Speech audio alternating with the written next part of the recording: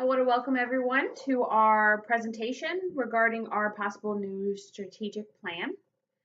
In front of you guys, you should have received an agenda about today's presentation and a Virginia Trauma State Manual. Please let me know if everyone has received it, but we're going to go ahead and start. I want to open up with our organizational mission statement. Our mission statement is to improve the health of the diverse community it serves with excellence in patient care, education, and research. With that, we want to continue our mission statement. So our organization is going to possibly go for becoming a level 3 trauma center. Our community has been asking us and is in need of this service.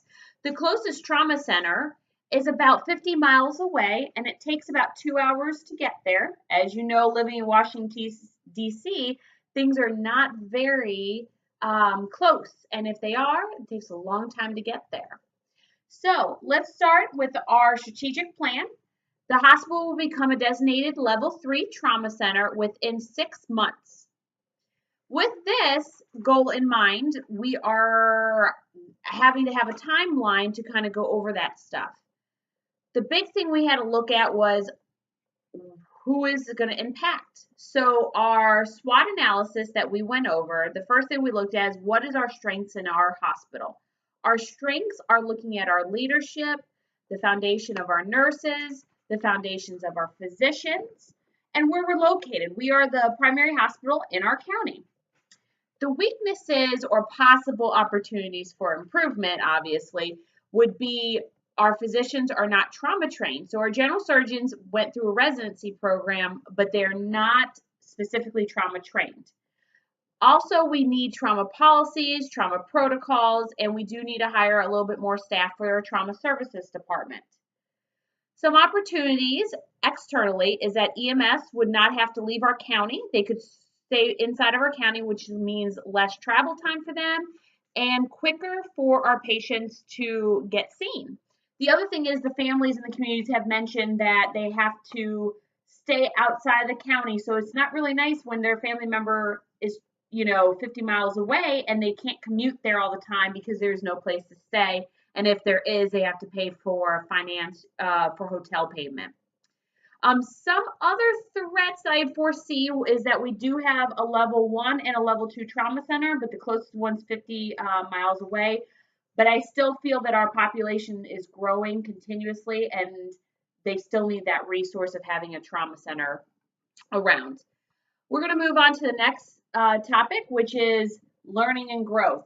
So if we look at growth, trauma center will bring in patients, new service lines, more nursing staff, more surgery cases.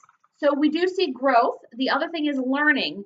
Nurses will gain more knowledge of trauma training. We will send them to an ENA course called TNCC or possibly an ACS course by the college's American College of Surgeons that will train our nurses. Plus, our physicians will also have to get ATLS again. If not, if they are current, then we'll go ahead and take their card for that. Internally, though, we will have to set up policies and protocols, like I said earlier.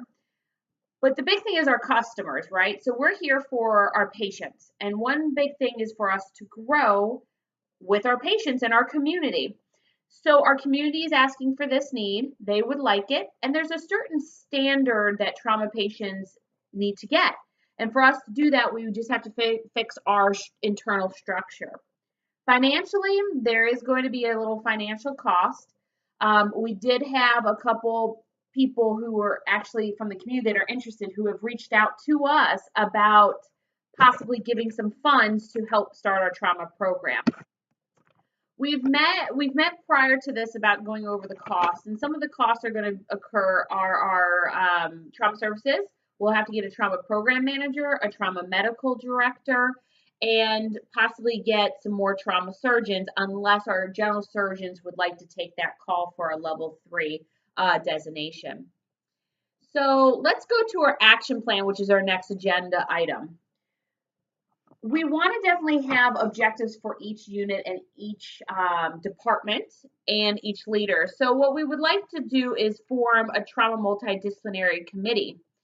At that point, we would review the trauma manual that's in front of you and go down detail by detail over the 150 items that are needed or requirements from the state to become a level 3 trauma center.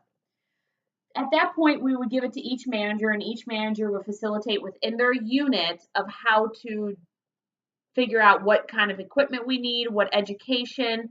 So there's going to be a huge collaborative throughout the hospital into different units and different service lines to ensure the care from when the patient has the accident out of the hospital all the way to the rehab part. So there's going to be a lot of components of ancillary nursing and physicians that will need education, communication, updates, timelines, and calendars. So all at the end of this meeting, I would just need a list of the leaders you want representing on the committee and whoever your liaisons on the physician side. With our communication, we really want to ensure that that we're transparent, that we want to make sure that everyone is aware of our processes. If there's any barriers, we'll just go ahead and discuss them now or in the future when they occur, so we can go ahead and break those down and keep on pursuing our strategic plan of becoming a level 3 trauma center. So the evaluation is continuously with the communication. Is we're going to evaluate them by crossing them off, making sure the gap analysis that we've achieved everything before the state comes and sees us, because we do have to give that application to them.